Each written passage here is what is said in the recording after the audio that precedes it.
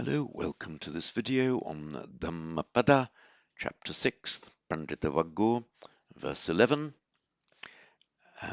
verse 86 in the consecutive numbering. I'll read it first without the text up.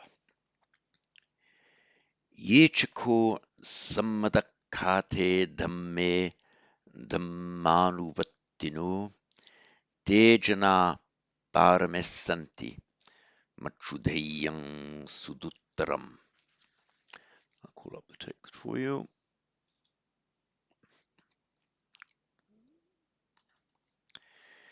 Ye chako sammadakkhate dhamme dhammanuvattino te jana paramessanti machudhayam suduttaram. Now the ko here has again a contrastive effect, but or however. However, ye chako, however, those who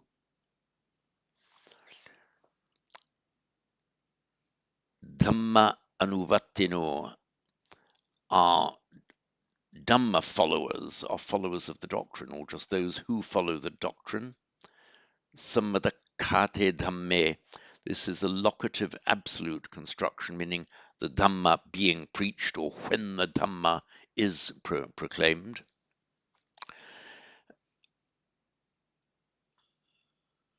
I will just call up my iPad for you to explain that.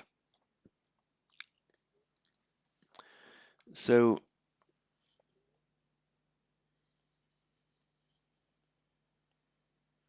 Sammadakkhate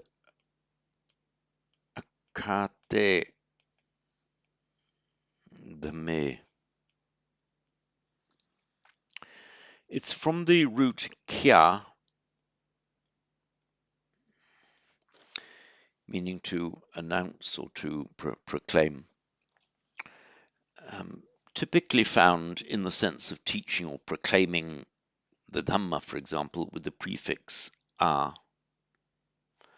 So in Sanskrit, that would be akhya, and the past participle is akhyata, Sanskrit. In Pali, the kya becomes a double k, and that has the effect of shortening the preceding long vowel, so it becomes akata. Akata. But not always, as we'll see in a moment. Sammadakkhate. It's the well-known samma, often translated as right. More a sense of holistic perfection, in harmonious, in flow with nature, in flow with the truth. That's more the meaning of samyak, not just right, as in right understanding, right livelihood, and so on. Samadikti, samma, samma, kamanta. It's from in Sanskrit, it is samyak.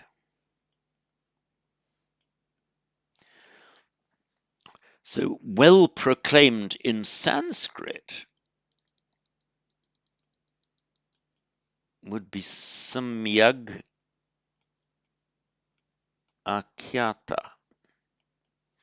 So locative akhyata is samyag akhyata, with the final consonant k voicing, changing to a g before a following vowel. Many Sanskrit words end in a T, many more than end in a K, and that's why you often see in Pali this link vowel, D, coming in between a word that in Sanskrit is of the consonantal declension and another word. Sometimes this D creeps in where there is no actual linguistic justification for it. There would have been a linguistic justification for sammadakkhate dhamme, but Pali tends not to do that. When they put in one of these link vowels, they tend to use the D indiscriminately, whether it's justified by the original Sanskrit Vedic form or not. And that's why we get Samadakate Dhamme with a D. Remember, in Sanskrit, it would have to be with a G because it comes from Samyak. I said that Akyata usually becomes, sorry, I misled you here. I wrote a Y there. Sorry, chaps, I should have written H. That's it. Here we are. Akata. In the text, we have Swakato Bhagavata Dhammo, well proclaimed by the Blessed One is the Dhamma. And there, in Sanskrit, it would be Swakyata. That's Su, from Su plus A becomes Swa. So Swakato, Swakyata. In Pali, the R remains long, contrary to the normal rule. And there's no real rule to say when it remains long. Here it just does. And that is why we have the chant Swakato Bhagavata Dhammo. I can't really say anything much more helpful than, at this stage, can't say anything much more helpful than it just does. Normally you would expect it to be short, but it is short as expected in this verse, Samadakate, well proclaimed, Dhamme. So in the locative, now locative absolute construction, it means the Dhamma being well proclaimed, as called the locative absolute of attendant circumstances, that being the case, the Dhamma being well proclaimed, against that background, what happens? Those who, the Dhamma having been well proclaimed, Dhammanuvattino, become or are Dhamma followers. This Anuvattino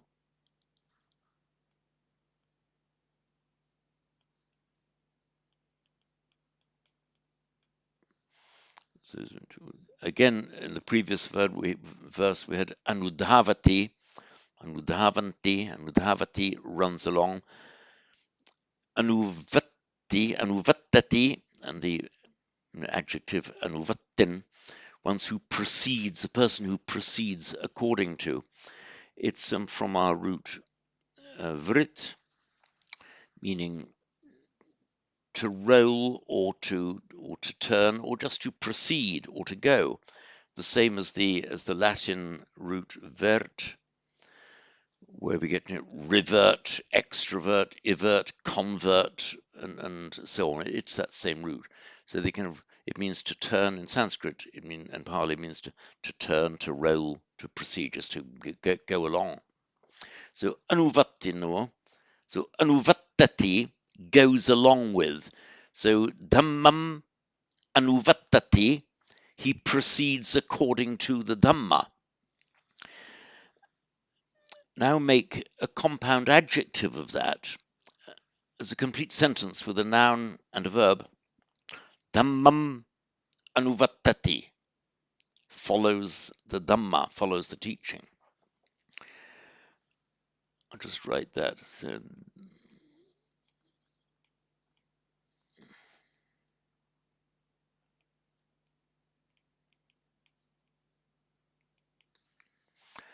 So a person who Dhammam anuvattati, you can make that into a compound adjective, noun,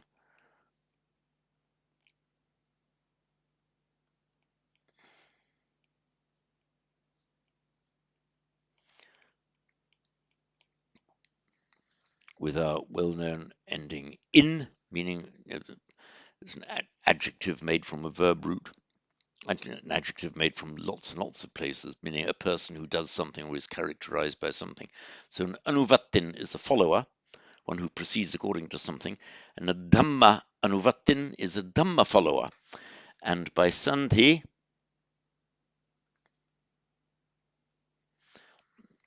we see that's why we have Dhammanuvattino, Dhamma followers, which I've analyzed into Dhamma anuvattino. The reason for the O at the end of anuvattino is it's the consonantal declension. So in Sanskrit, anuvartin, nominative singular would be anuvarti, nominative plural, it's the consonantal declension, so you just write the ah in Sanskrit for the plural, and by standard mutation, that's why it becomes o in Pali. Remember, that is o, which is a mark of the plural, nominative plural, for the consonantal declension. Just as, for instance, you'd have stem form yogin, masculine, so nominative singular masculine, both in Sanskrit and Pali, yogi, and both Sanskrit and Pali, the accusative yoginam, genitive, Sanskrit yoginaha, and in Pali yogino. And remember that in the consonantal declension, with some other exceptions that you learn, the ah and o, respectively Sanskrit and Pali in the genitive, it's the same ah ending for the nominative and accusative plural. So back we go to our text. So yechiko samadakate dhamme dhammanuvattino. Those, however, who, we could put this in commas here, the samadakate dhamme, we could put that in commas or in brackets, who, the Dhamma having been correctly proclaimed, dhammanuvattino, are Dhamma followers, are proceeders according to the Dhamma. Te jana. Now, te, in the previous verse, we had te used no, we didn't. Te manu sesu, those people.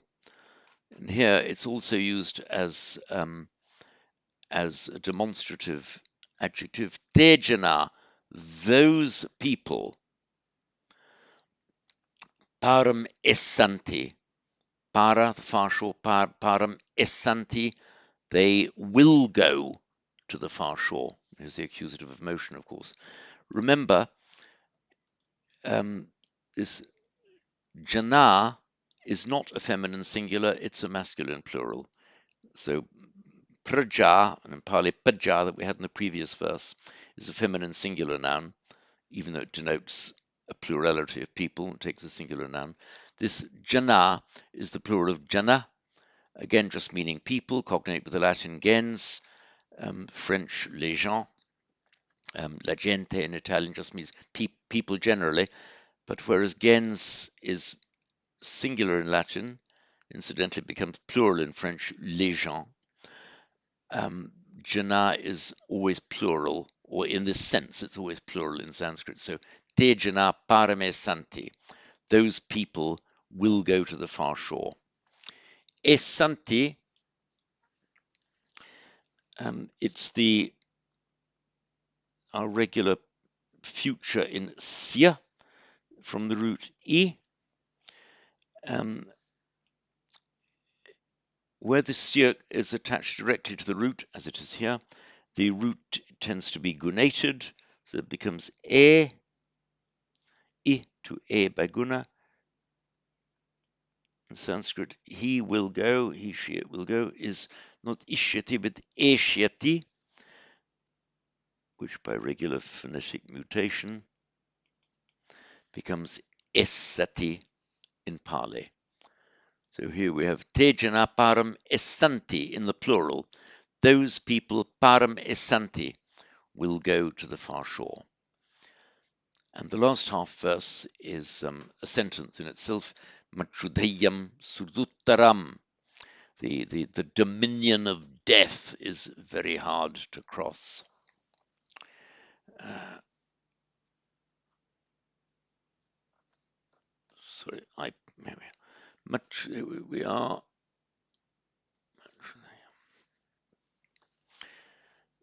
from the root dha, meaning to put. It also means it's one of these polysemic roots of many meanings, um, which is exactly how it's become in English, isn't it? Because our English verb do is directly cognate with dha. So dha, the base meaning of it is to put, but it also means to hold, and it has a variety of meanings, just as our English word do has a variety of meanings. It makes its future passive participle with dheya in Sanskrit, and it just becomes dheya in Pali.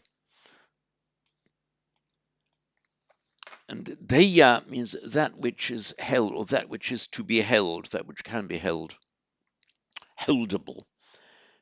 And it's come to mean, by extension of meaning, fairly obvious one, it means you're the held territory, the territory that you control is the deyam, is a neuter noun. And you can see why, is that you talk about holding territory, holding an area in a military or political sense. So the machu deyam, machu, the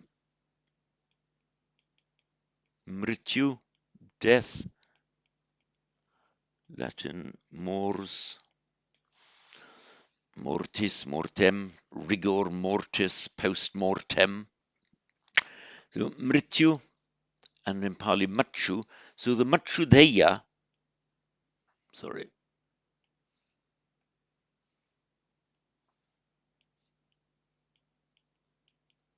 literally death dominion, the dominion of death, that area, that territory, also mental space by extension as well as physical space, aerial territory which is under the dominion of death. So we can just say the dominion of death. So machudeyam, suduttaram. Suduttaram,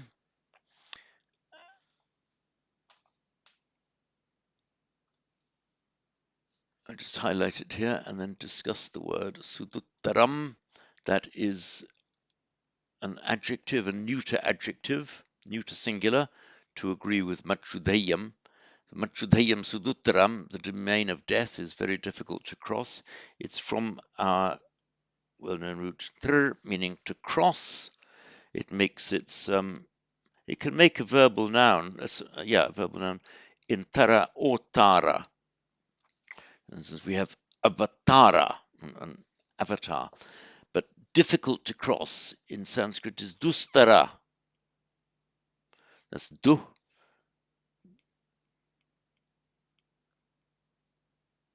Dustara. This is not in the meaning of bad, but in the meaning of difficult, just as dushkara, bad to do, duh to do means difficult. Dustara means difficult to cross. Why, you may ask, does the word dushkara follow the usual rule? So with the S preceded in the same word by a vowel other than a, it becomes sh, not duskara, but dushkara. Why doesn't it happen in dustara? Well, the answer is sometimes it just doesn't. Mostly it does, sometimes it doesn't. And this prefix duh, dur, dus, duh, the dush, doesn't always follow the rule. But it'll never be confusing because it's always going to be one of these things. Actually, no, because sometimes it'll become do, and it'll become do if it's followed by a word beginning with a r. So difficult, unenjoyable would be durrama, ram, enjoyment, rama. You can't have a double r in Sanskrit, so a durrama, which you can't have. Durrama, not allowed to have a double R. So what happens, the R, the first R drops out, and that is compensated for by the vowel, the preceding vowel becoming long. So durama instead of durrama, which is not allowed. So dustara, difficult to cross. Su is the opposite of du, as we know, dukkha, sukha, and so on. Where you have, it doesn't always mean good, it can sometimes just mean very. So where we have a word that begins with, or an adjective with a du, as in dustara, dushkara, meaning difficult. If you put a su in front of it, it's not a contradiction in terms. Su, du, these are normally opposite meanings, sukha, dukkha. But where the word, you have our existing word, dustara, put a su in front of that, and that it just means very, exceedingly. Dustara, in Pali, duttara, difficult to cross. Suduttara, exceedingly difficult to cross.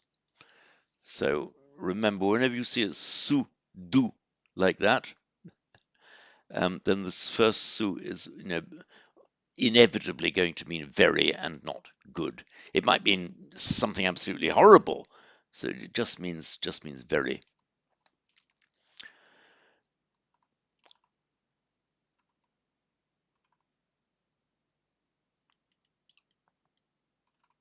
So I'll read that out once more.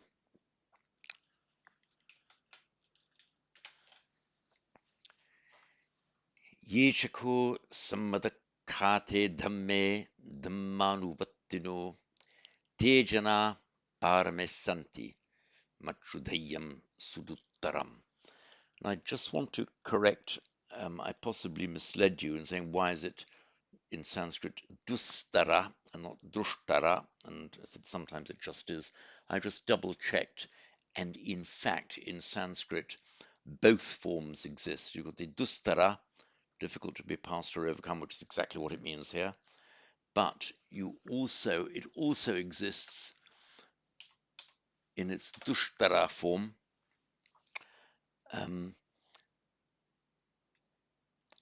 difficult to be passed or overcome. Yes, that's what we just. But it has the form dushtara has a bit of an extended meaning, either unconquerable or incomparable, excellent. You can't do better than that. You can't beat that, meaning it's incomparable or excellent. So just remember, both forms exist in Sanskrit. Sorry, the fact that in Pali oops, where's my iPad? The fact that in Pali it's become duttara, you'd have expected, by the way, you'd have expected duttara because the st becoming a t, but it's not, it's just duttara. Again, sometimes it just does. If it had come from if whoever was saying this in Pali had the Sanskrit form dushtara rather than dushtara, then of course the dushtara